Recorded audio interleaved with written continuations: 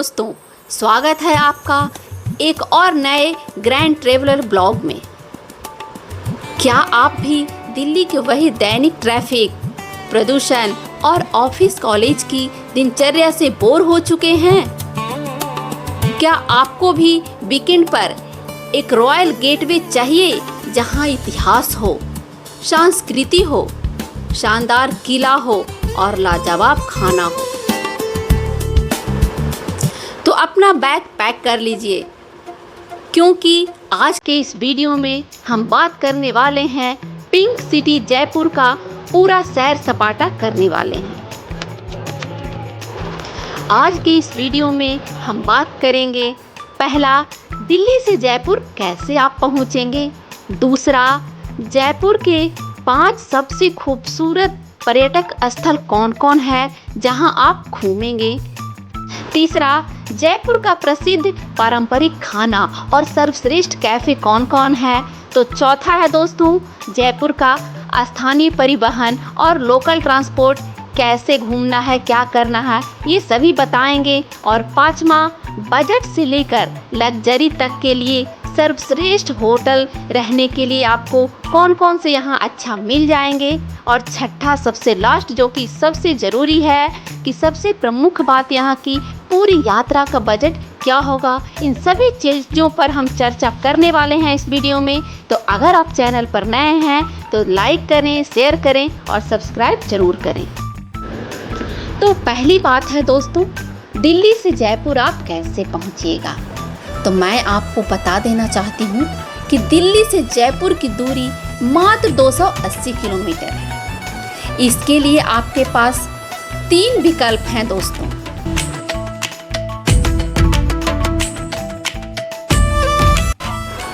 सबसे पहला, सड़क मार्ग से यानी बाई रोड, कार, टैक्सी या बाइक से आप आ सकते हैं। अगर आपको रोड ट्रिप का शौक है तो NH-48 हाईवे एकदम स्मूथ है। दिल्ली से जयपुर कार या टैक्सी से लगभग 4.5 से 5 घंटे में आप आसानी से पहुंच जाएंगे। आप अपनी कार से भी यहां आ सकते हैं या फिर कैब किराए पर ले सकते हैं। तो फ्रेंड्स, दूसरा है ट्रेन द्वारा यानी बाई ट्रेन। अगर आप ट्रेन से यहाँ आना चाहते हैं तो अजमेर शताब्दी या वंदे भारत एक्सप्रेस सबसे अच्छी है। ये ट्रेन नई दिल्ली या दिल्ली कैंट से चलती है और सिर्फ 4 से 4.5 घंटे में जयपुर जंक्शन या जयपुर गांधीनगर पहुंचती है। टिकट की कीमत ज़्यादा नहीं है, लगभग 600 से 1500 के बीच है।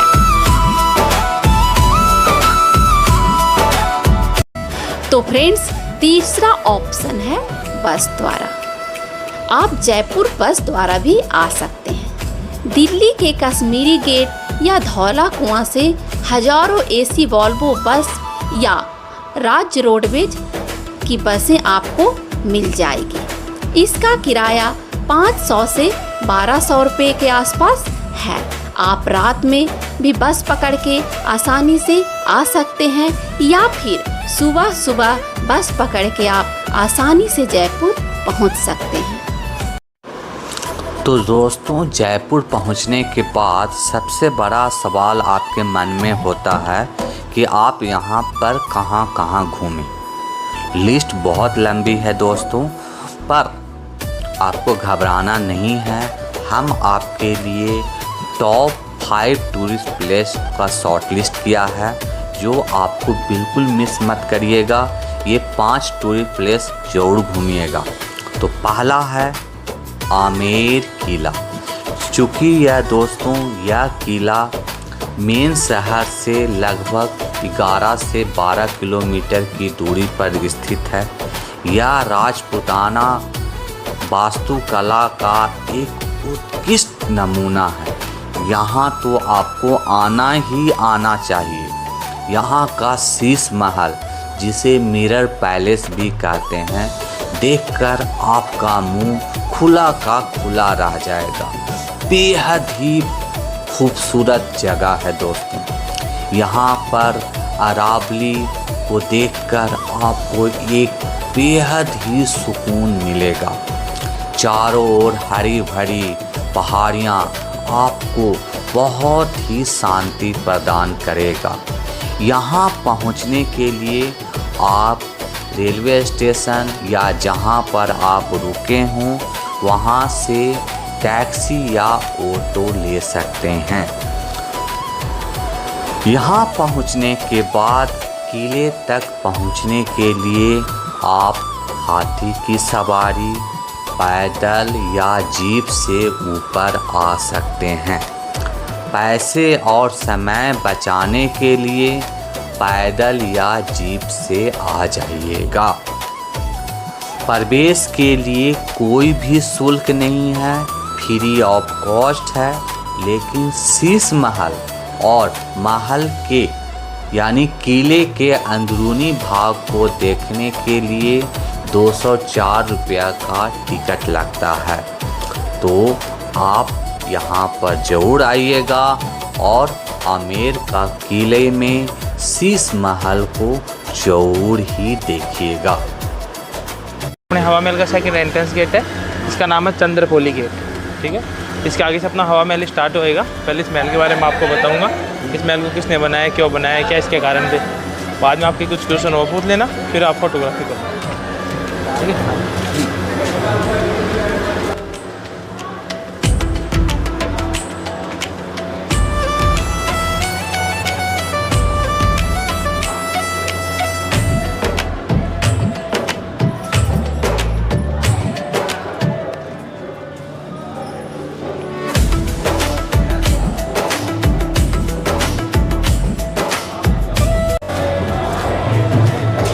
ठीक है, आ जाओ बाबू इधर है ना। तो ये अपना पहले से स्टार्ट है।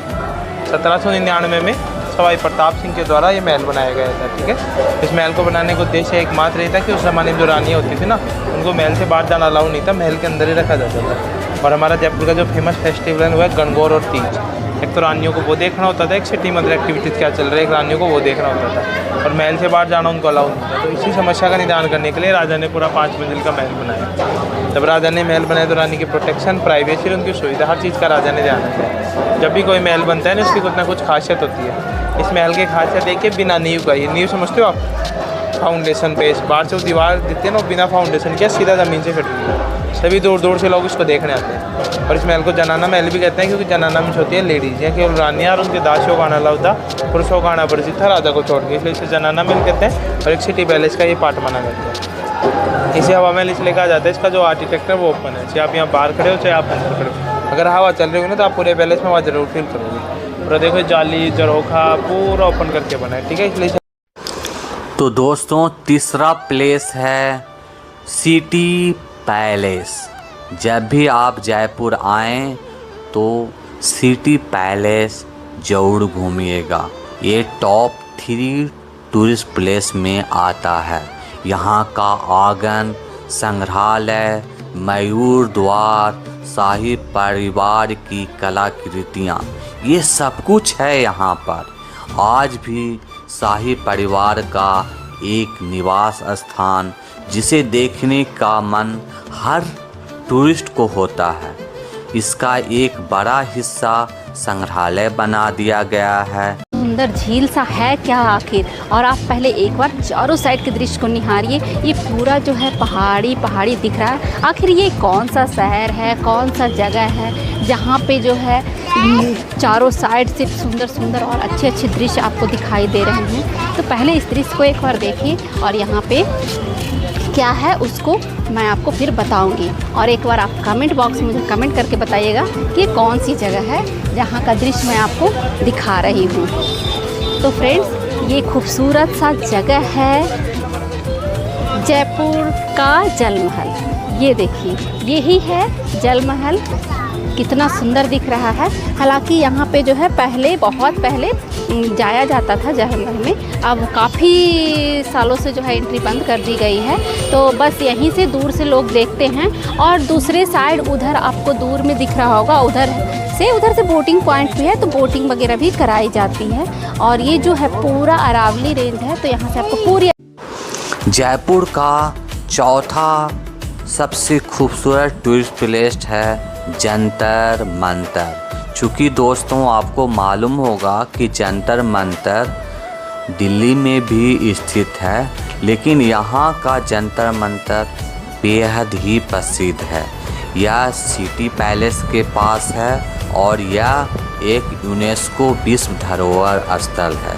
यह दुनिया की सबसे बड़ी खगोलीय वेधशाला है। यहाँ के उपकरण आज भी आपको सटीक समय और मौसम की सही बारे में जानकारी बताते हैं। इसका प्रवेश शुल्क भी है, तो आप यहाँ पर जरूर घूम सकते हैं। तो दोस्तों आपने 5 टूरिस्ट प्लेस को घूम लिया, उसके बाद आपके पेट में चूहे जरूर कूद रहे होंगे। तो अब आपके मन में सवाल उठ रहा होगा कि यहाँ का लोकल स्ट्रीट फूड और लोकल कौन कौन से भोजन या व्यंजन हैं जिसका आप आनंद ले सकते हैं। जयपुर घूमने आए और राजस्थानी खाना नहीं खाया तो क्या किया। जयपुर का खाना अपने आप में एक आपको नया ही अनुभव देगा। आप कुछ चीज़ें मैं आपको बता रही हूँ जिसको आप ट्राई ज़रूर करिएगा। पहला, रावत मिष्ठान भंडार, यह सिंधी कैंप के पास है। यह जयपुर रेलवे स्टेशन से मात्र 2 किलोमीटर की दूरी पर है। यहाँ का प्याज कचौड़ी दुनिया भर में मशहूर है। आप यहाँ पर प्याज कचौड़ी ज़रूर ट्राई करिएगा। एक कचौड़ी खाइएगा और आपका पेट भर जाएगा। दूसरा, पारंपरिक दाल बाटी चूरमा, जयपुर का यह फेमस फूड है। किसी अच्छे रेस्टोरेंट में या पारंपरिक थाली ज़रूर लीजिएगा। दाल बाटी चूरमा के लिए आप किसी अच्छे रेस्टोरेंट में जाकर शुद्ध घी वाला दाल बाटी चूरमा और गट्टे की सब्ज़ी ज़रूर ट्राई करिएगा। मीठे के लिए घेवर, खासकर रबड़ी घेवर और मावा कचौड़ी ज़रूर खाइएगा। ओहो, क्या आनंद आएगा आपको। तो दोस्तों अब बात रही कि जयपुर में होटल में ठहरने की क्या व्यवस्था है, कहाँ ठहरें, कैसा होटल चार्ज है।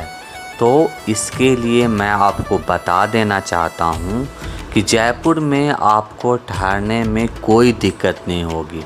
हर बजट के लिए आपका यहाँ पर होटल मिल जाएगा। अगर आपका बजट टाइट है तो भी आपको घबराने की ज़रूरत नहीं है। आपको होटल 400 से 500 के बीच में भी प्रति रात आपको मिल जाएगा। अगर आप सोलो ट्रैवलर हैं और दोस्तों के साथ आए हैं तो आप आसानी से हॉस्टल में रह सकते हैं। यहाँ की वाइब्स बहुत अच्छी होती है और बजट भी कंट्रोल में रहता है। अगर रही बात जयपुर में स्थानीय परिवहन की, तो आपको इसमें निराश होने की ज़रूरत नहीं है। जयपुर में स्थानीय परिवहन की बात करें तो जयपुर में आवागमन करना काफ़ी आसान और किफ़ायती है। पहला, आप ऑटो रिक्शा और ई रिक्शा बहुत ही आसानी से ले सकते हैं।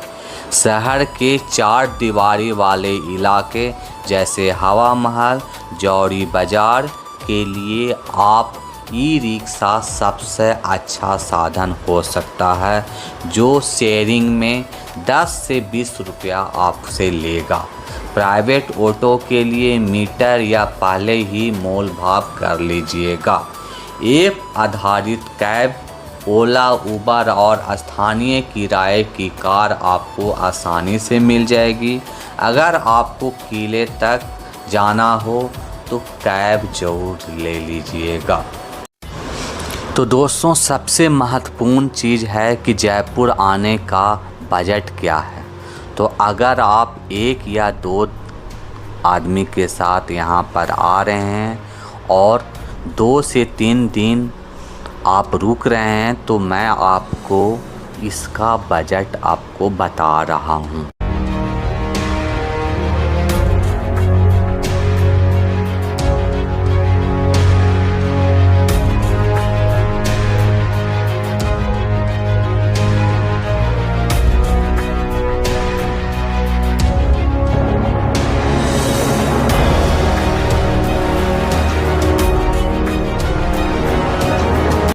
तो दोस्तों ये था दिल्ली से जयपुर का पूरा प्लान। उम्मीद है कि आपको यह वीडियो पसंद आया होगा और आपके सारे डाउट क्लियर हो गए होंगे। अगर आपने कभी जयपुर विजिट किया तो आपका कौन कौन सा पसंदीदा स्थान था या है, मुझे कमेंट बॉक्स में ज़रूर कमेंट करके बताइएगा।